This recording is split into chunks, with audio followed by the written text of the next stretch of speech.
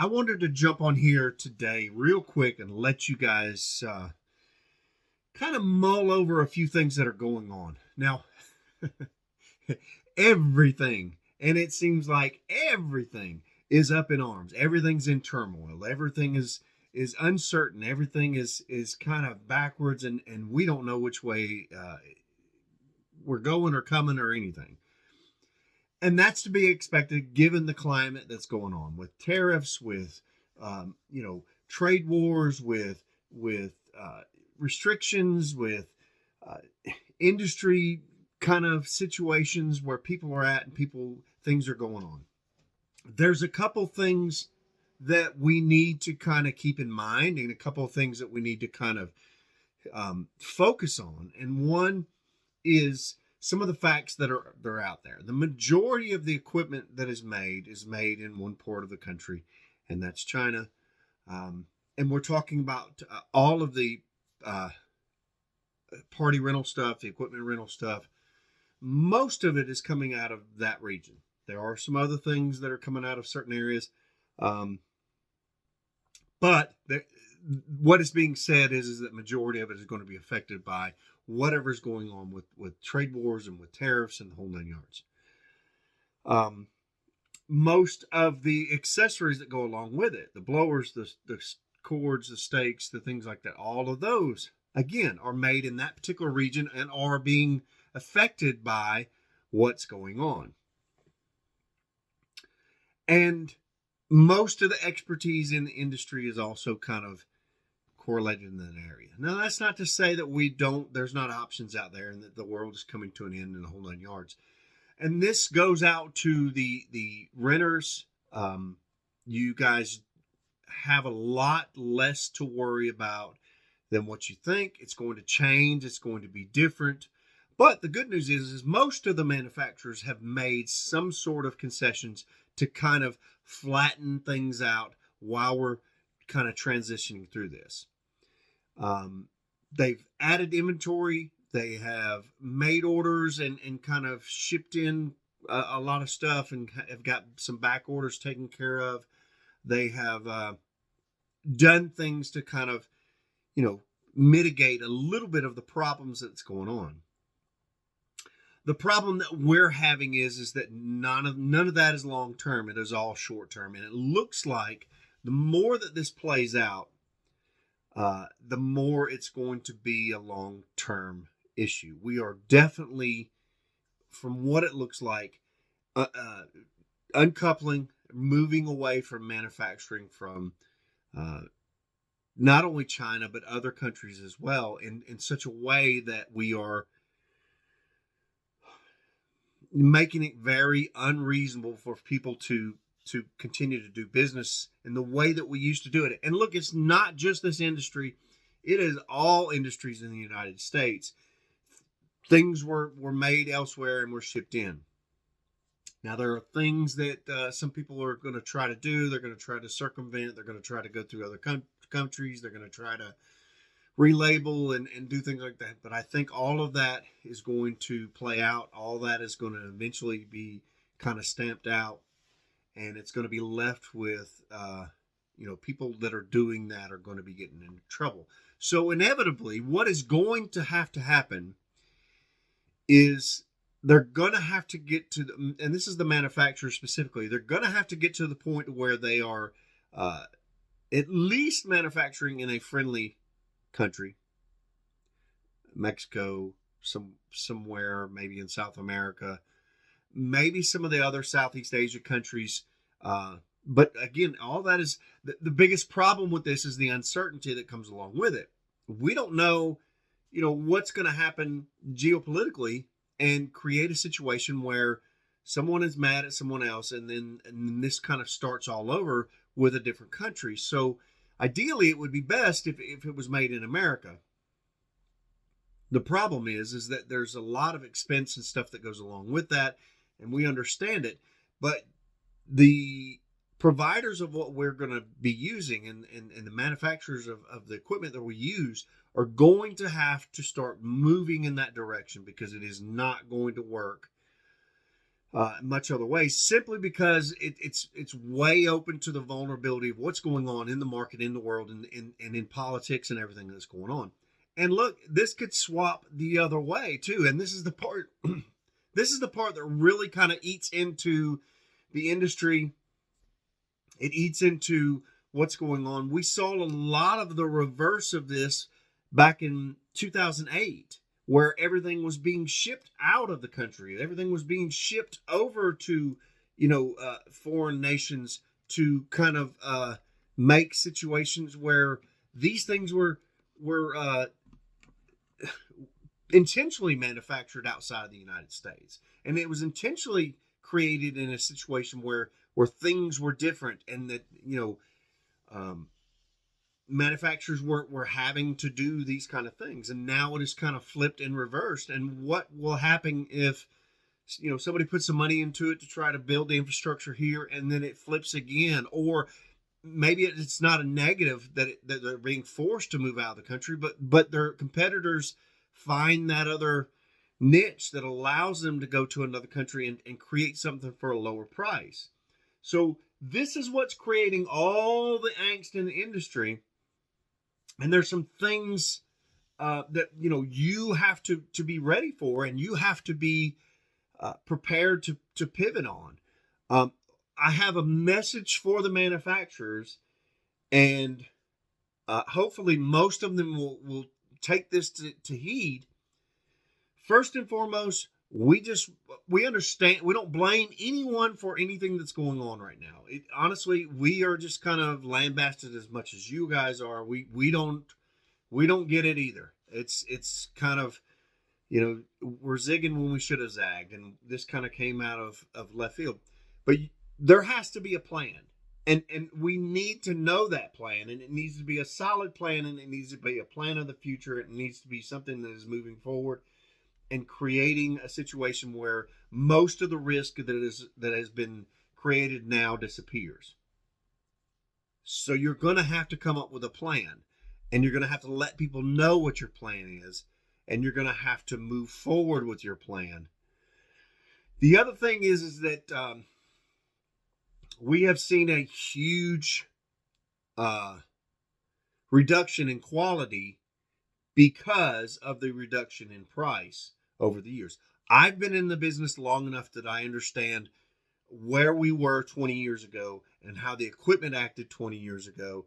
And it looks as if our prices are going to shoot back up, and that we're going to go into realms that we were in a long time ago, meaning you're spending a lot of money to get a piece of equipment. But we cannot do this with the quality that we're left with today.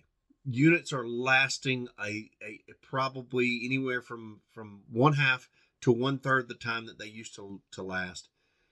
And that is not acceptable if the prices are going to shoot through the roof, because the customers our return on investments are really going to be based off of how many times we can spend the unit, not how much we can get for the unit. And what I'm saying is the price is going to only go to a certain level. We are being pinched on both sides. We have home units. We have wandering units, meaning big giant inflatables that are coming into town. We have other entertainment that's being, pushed in front of people's faces. We have old units. We have new units. There's just so much that's going on. We can't rely on a situation where we have, so few pieces with such few quality and life left in them, that we're spinning these things every 3 years or even 5 years and trying to make a profit. It won't work. So we need for the quality of the equipment to come up. And what we had before with the decline in quality, and a lot of it was based on reducing the weight of the unit and things like that. And they replaced it with design. So you have really pretty units that are really design quality, eye-catching and get your attention. All of that is fine. But here's the hard part. You guys are going to have to do it all. You're going to have pretty units that are really well made, that have the design qualities, that have the price that is within the range. So it's going to be a difficult sell for you guys in the manufacturers, and we're sorry, but unfortunately that's the way that it is. And that's where we have reached within the industry. A lot of things are going to probably change. I think you're going to see the used market is going to go through the roof. Much like with the auto industry, we saw prices of used autos spike. I think you're going to see the same thing with inflatables, simply because there's going to be a pinch on the number of inflatables that are out there, especially new ones, and the new ones the prices are going to be to such a point that you either can't get them, or the availability is going to be to such a point that you can't get them. So I think that used inflatables, the prices are going to spike. If you got used units, I would hold on to them if you can for 6 months and just see what happens, and then start moving forward from there. The other thing that we need for the manufacturers to do is to give us some information, kind of put it out there, let us know, ease the market. You're the ones that are holding the ball right now. And if you think that things are going to get bad, you need to tell us that things are going to get bad. We need as much planning as we can. What we can't have is a price hike that just kind of slams the whole industry right in the middle of the busy season, going into the water season or going into the fall season, or whatever is going to happen. Because what's going to happen is that we will pull back. We'll find out that we can do with what we have, and we will adjust on our side, leaving you with less sales. On the renter side, this is what you need to do. You need to take care of your equipment.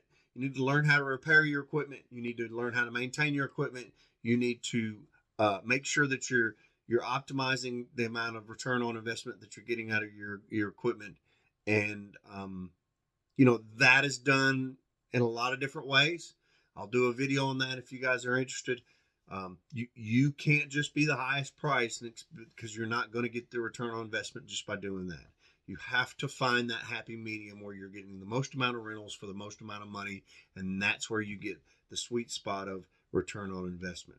And again, you need to talk to your manufacturers and let them know where you're at as well. Do what you can to try to help and assist. If you've ordered things and the prices are spiking and they have to split the cost with you or whatever, take it to heart, take it to consideration. I've got pieces that are on boats, and I think that the prices on them are going to go up.